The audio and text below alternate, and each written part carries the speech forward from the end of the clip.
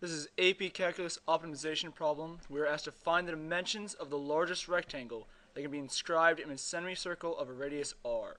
The key to one of these problems is to know you're not going to be dealing with actual numbers for a while. You're going to be dealing with the variables. For the key with this one, you have to draw your picture out, even if it's not just for your reader, but it's also for yourself. So we're going to draw our semicircle like we have. We're going to put a rectangle in it, and that radius is key because it will let us make this right triangle right here.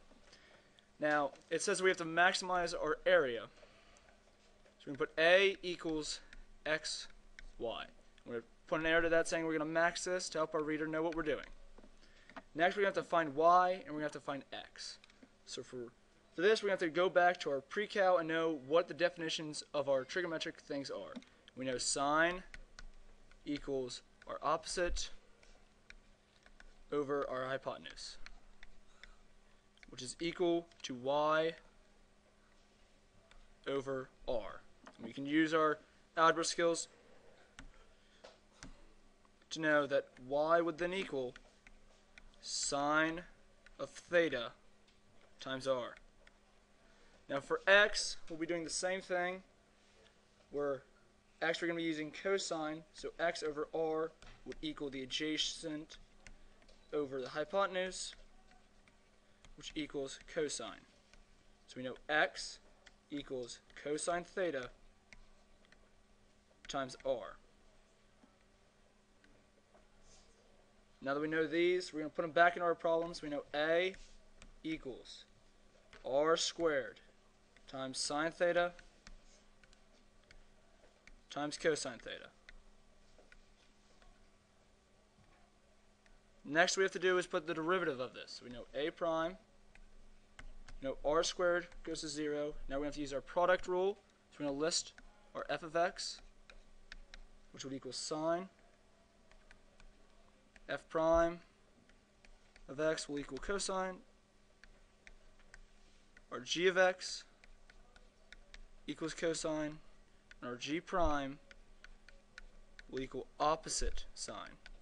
Put those back into our derivative, we'll get cosine squared theta minus sine squared theta. Next is put this equal to 0 since we're finding the max. We'll have cosine squared theta equal sine squared theta.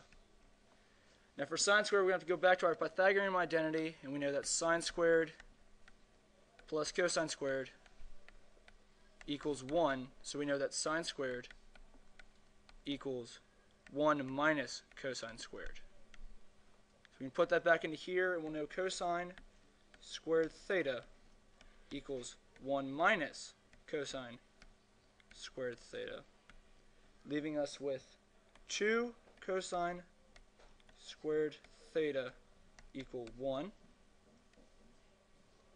Next we're going to solve for cosine. We'll get cosine squared theta equals 1/2. We'll take the square root of the whole problem. We'll get cosine of theta equals square root of 1/2. And using that, we'll know that this is the same as square root 2 over 2. We'll go to our unit circle and know the cosine of theta of square root 2 over 2 is when theta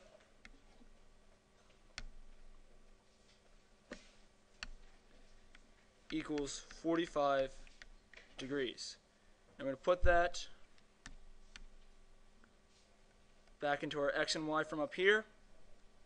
To find our dimensions, we'll know x equals cosine of 45 times r, which is the same of r times the square root of 2 over 2, and y equals sine of 45 times r, which is the same as r times the square root of 2 over 2. We're not done yet because we want to make sure our reader knows what we're doing. I'm going to put at the very end our dimensions are the radius times the square root of 2 over 2 times radius of the square root 2 over 2. I'm going to put a box around that.